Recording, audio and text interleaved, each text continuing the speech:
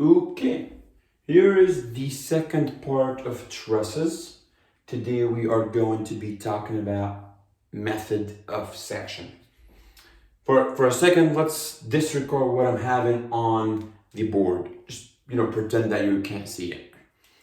The section method, the big difference between section method and method of joint, in my perspective, method of joint cares about every single member, so it's more like design. You need to know what is this member, what is that member, and so on and so forth. For method of section, you already design something, and this member needs some replacement, or that member. So you're doing more like repair or rehabilitation or something like that. So what you really need to do is just cut a section through the member that you're looking for. And next, if you need the steps that we talked about them, so steps 1, cut a section through the desired or required members. 2, it's up to you. Either you want to do the reactions, which I highly recommend, or you could just simply say, be wise with your chosen equation or your equations. What does that mean? Like, you could sum the moment and eliminate doing, multi-steps. Or you could say, no, I want to be on the safe side and just do the reactions, if that makes sense. So for this particular problem, I should probably apply the distances, which I'm going to do right now. Let's say this is 8 and this is 10. And obviously the rest is 8, 8, 8, and then 8, and then 10. The first thing that you need to do, cut a section through the members that you're looking for, finding the internal forces inside them. So EF, let me do that in blue, EF, and DF. Well, why can I do this or that? Yes, you can, but you need to probably write this down. Your section should have a maximum number of unknowns equal 3. Because you're allowed to use moment, because we're going to cut a section and use this part or that part, so there will be some distances. And then you take the part that you're looking for. So hypothetically, you're looking for this, you care about this section, you want to take the left-hand side of the cut, then you will do this section. So I could see clearly that the left looks easier. So let's do the left. So I could simply draw free, let's say fun here, and I'm going to do immediately free body diagram of the section. It looks like this.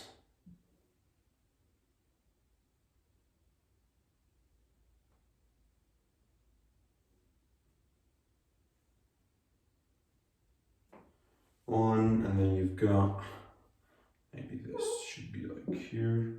So you've got A, C, E, and then at E you've got F, E, G, and then here you've got F, E, F, and then here you've got F, D, F. This is D, this is B, and this is 8 feet, this is 10 feet. That's your section.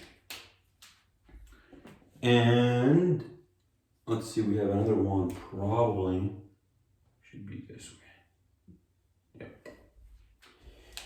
1, 2, and obviously that one, because we are manipulating the strut in this case.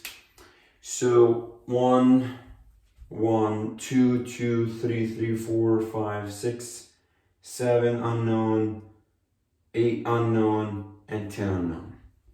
And don't forget, because sometimes people forget to apply the exerted load. 28 kips, and this is C. So this is your cross section, or your section, I would say. And then you could see that you have 1, 2, 3 unknowns, so it's doable. I would highly recommend you sum the moment at B. Don't forget that B has reaction. So we might probably need to do reactions.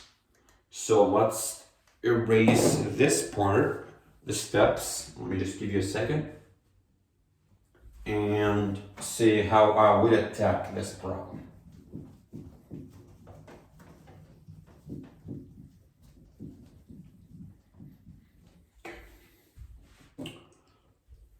So, sum the moment at B. I did not do the reactions yet, but in this case, I'm gonna try to see if I could solve it without reactions. I doubt. So you're gonna have F negative FEF times 8 plus 8.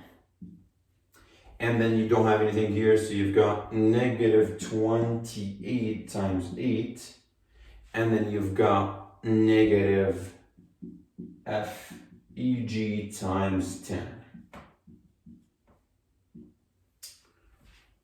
And then you need to sum the forces in the Y, so that helps. So if we sum the forces in the Y, which that would be negative 28 plus BY minus FEF equals 0.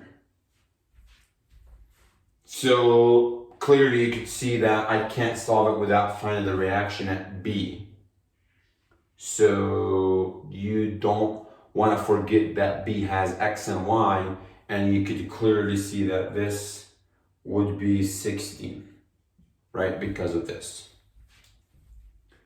So let's do quickly some of the moment at A or at J to do BY. So I'm going to do that in my head. 28 times 8. So you've got 28 times 8 plus, this is plus, this is minus, plus 28 times 24. And that's equal to 32 times BY. So if you divide it by 8, 8, 8, and then divide it by 2, 2, divide it by 2 again, so this is 7, 7. So if I'm not wrong, it would be 28, which kind of makes sense because that is symmetric about this axis, I guess. But according to my calcs, that's not my topic at this point, 28 kips.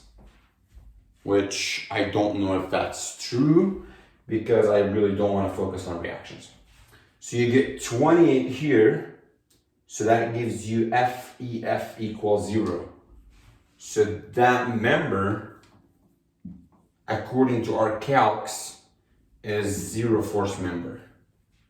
So that means if this is right, again, I'm trying to show you the section method. You cut a section, you do the reactions, that's chapter 4, you should be able to do it. You cut a section, you sum the moment at a specific point, you sum the forces in the X or sum the forces in the Y, and then you deal with that section by itself. And then you start thinking, well, what can I do to find this?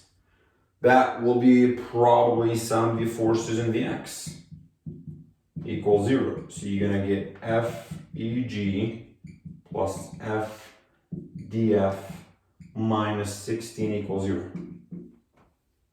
Well, if this is true and this is 0, therefore you plug it back here. So that means FEG is 28 times 8 divided by 10, which that would be 160, 64. So that's 224 divided by 10, so 22.4. So you plug it here, 22.4 minus 16, that gives you FDF. But the main goal of this YouTube video is to make sure that you are connecting the dots. I'm not trying to do the reactions for you. I'm not trying to do something that you should be able to know before. So that helps you practice some doing some reactions, and then the rest, a little bit about conceptual. What would you do if you have a situation like this? You might start with some of the force in the y. You might start with some of the force in the x. Well, you could even do some of the moment at D. See? If you sum of the moment at D, this is 0, this is 0, so you've got By times 8, and then you've got Fef times 8, and then Feg times 10.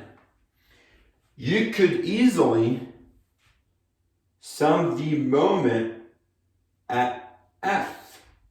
So you've got FDF times 10 minus 28 times 8 minus 28, if this is right, 16, 10 times 16, and so on and so forth. So just according to the second step, be wise with what you are going to be choosing. Got a section, have a free body diagram, play with that. Sum the moment where you could see there is a minimal amount for work. Because this, honestly, I can't give you all the cases because there's so many cases, right? But what I would tell you, be wise with your section and be wise with your equations. Recap, got a section, free body diagram, reactions if needed, sum the moment at a specific point might be the best case scenario or the best kind of like first step type of thing, and then go from there. And that should do it. Peace. See you next class. Bye-bye.